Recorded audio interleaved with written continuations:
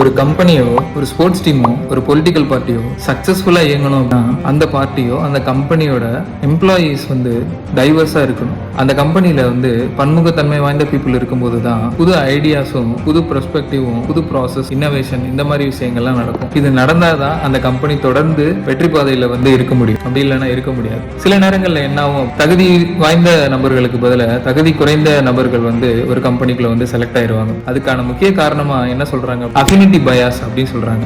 Affinity bias அப்படின்னா ஒரு கம்பெனில அந்த செலக்ஷன் ப்ராசஸ்ல இருக்கிற அந்த இன்டர்வியூவர்ஸ் கம்பெனிக்கு என்ன தேவையோ அதை செய்யாம தன்னோட இன்ட்ரெஸ்ட்டுக்கு ஏற்ற மாதிரியான பீப்புள் இன்டர்வியூல வந்திருக்காங்களான்னு பார்த்து அந்த மாதிரி பீப்புளை செலக்ட் பண்றதுனால அந்த நியூ ஐடியாஸ், ப்ராசஸ், இன்னோவேஷன் இதெல்லாம் அந்த கம்பெனிக்கு தேவை.